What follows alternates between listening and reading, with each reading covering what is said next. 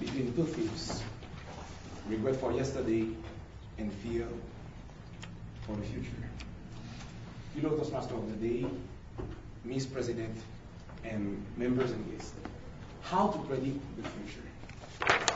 That's a question many people ask. They want to know about tomorrow. Is it by wisdom? Is it by anxiety? Is it by fear? I guess the answer is fear. Every human being on this planet experiments some kinds of fear. Fear of height, fear of dogs, fear of snakes, fear of public speaking, but also fear of uncertainty, of the unknown. Today, I'm with you to tell you how you can overcome that kind of fear. How we will do it. Two elements: your past and your present. Your past tells you how could be your future. Your present tells you how can be your future. By example, last Saturday we had a meeting, and last Saturday told me that I will be there. This moment, the way I see your eyes looking at me, I know that you will be satisfied at the end of my speech, because you will know exactly how to overcome the fear all of you have. But not only our past tells you, the idea is, what did you do yesterday? How did you think the last year? Who did you relate with last year? And what kind of models did you have? That's the way you are thinking now. That's the way you are acting now. That's the way you are doing everything you're doing. The way your parents told you to behave. The way your teachers in primary told you. The books you read or the books you did not read. The books you read or the books you did not read. All these kind of things determines how you are living now. Now let's come to the present. What are your goals? What do you want for tomorrow? How do you want to be in 2 years? How do you want to be in 5, 10, 15 years? What kind of legacy do you want to leave for your child? This is your present. Now we are going to the main key.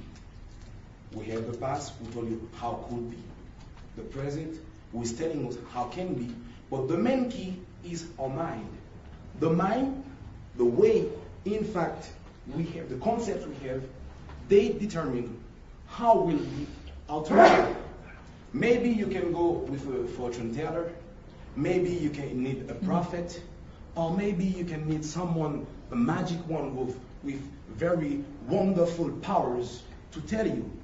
But in fact, the only one person who really knows you is yourself. What do you want for the future? But you don't need to have fear about tomorrow, because may or not, want it or not, tomorrow will arrive.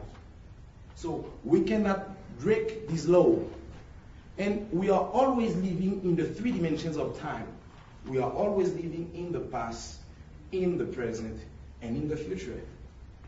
Bob Marley says, in this great future, you can't forget your past. But in fact, you cannot forget it.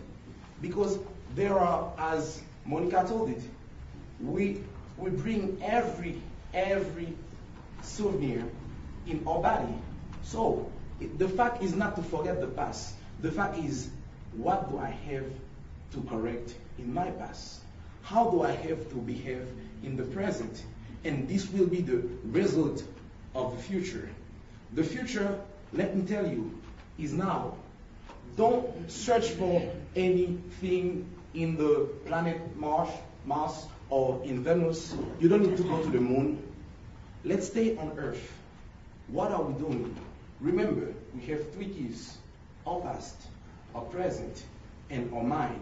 So if you really take care to think, if we really take care to behave right, if we really want to do the things the way we have to do them, let's begin first by the way we are thinking. What kind of behaviors that I have that are not productive? And how can I change them? And who can help me to do this better? Don't try to read the lines of your hand, because in your hand you have 3 lines. Don't try to go to someone and pay him to tell you what you already know. There are 3 kinds of person related to the future.